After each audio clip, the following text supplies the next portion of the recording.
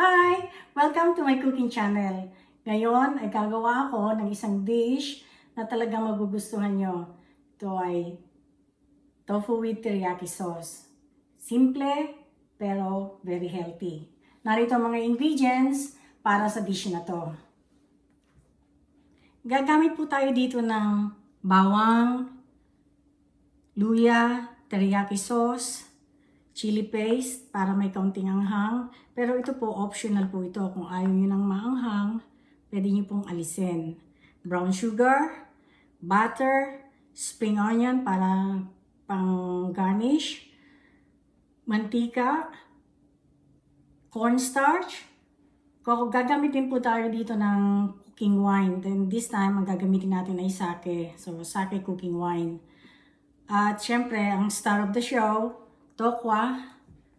Ayan po. Ngayon po, ipapakita ko sa inyo kung paano natin lulutuin ang tofu with teriyaki sauce.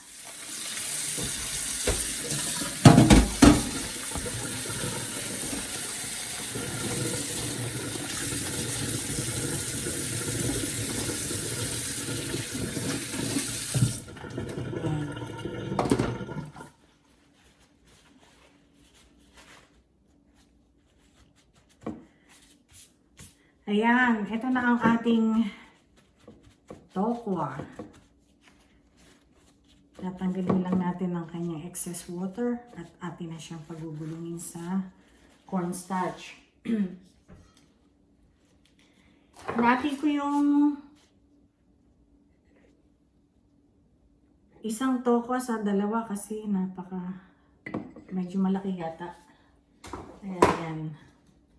Kaya simulan na natin iluto ito. Ngayon ay atin na itong pagugulungin sa cornstarch.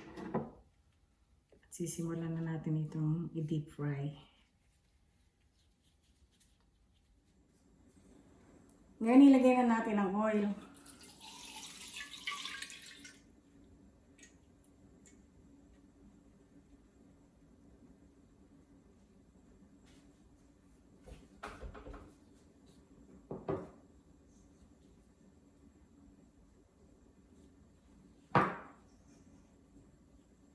At ready na tayong ilagay yung mga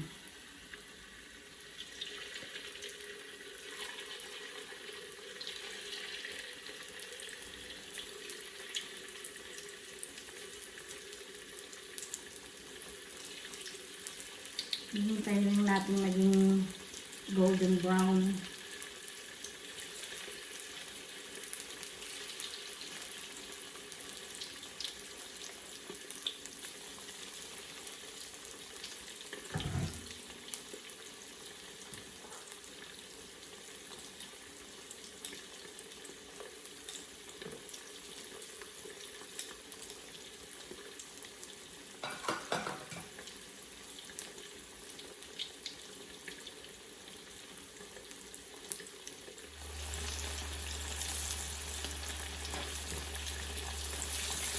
Ayan. I think pwede na ito.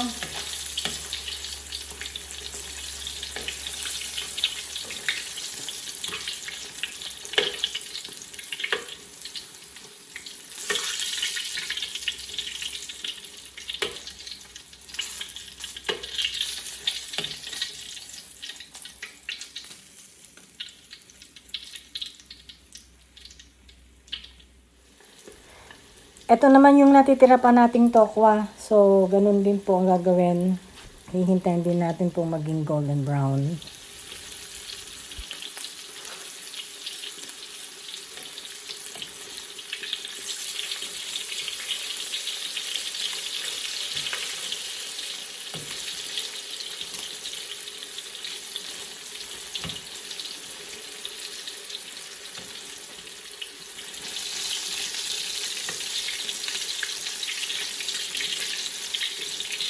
Alam nyo, itong recipe nito, inadapt ko lang naman. Sinubukan ko. Diba, masarap naman. Kaya, ito, sinishare ko rin.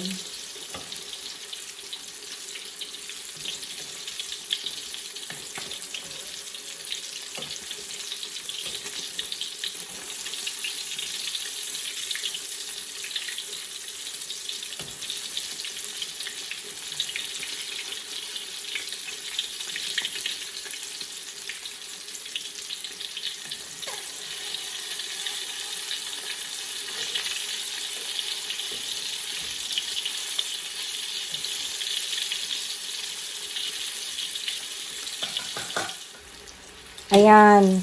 Ito, ready na to.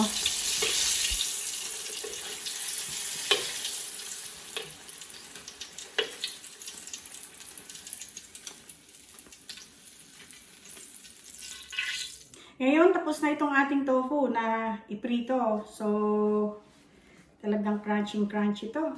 Igagawa na natin to ng sauce. Oil. And ginger.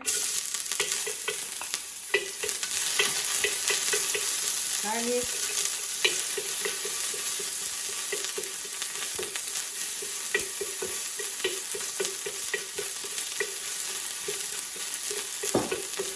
Teriyaki sauce. And wine. Ang ating chilli. Brown sugar. Butter. Ay, aray ko!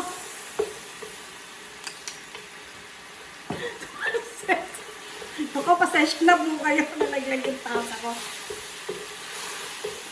Yan. Hintayin lang po lang itong nag-caramelize yan. And then, pwede na natin ihulog yung tofu.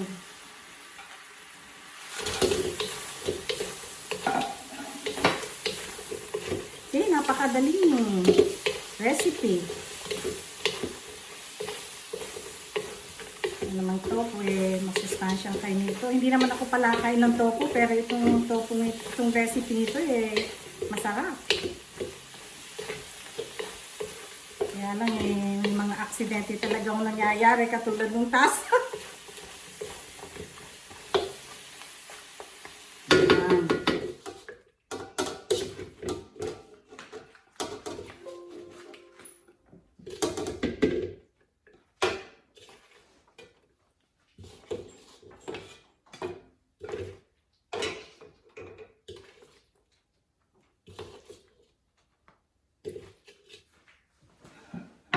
Eto na, tapos na. Lalagyan na lang natin ng itong spring onion pang garnish. Yan. Kaya subukan nyo din itong recipe to. At sigurado talagang magugustuhan ninyo. Titikman po natin kung masarap. Hindi, masarap to, kaya lang titikman natin. Crunchy sa labas, tapos malambot sa loob.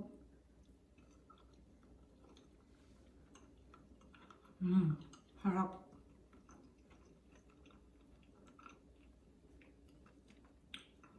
Subukan po ninyo itong recipe ito. Talaga magugustuhan niyo. Masarap. Hindi po. Hanggang sa muli. Maraming salamat.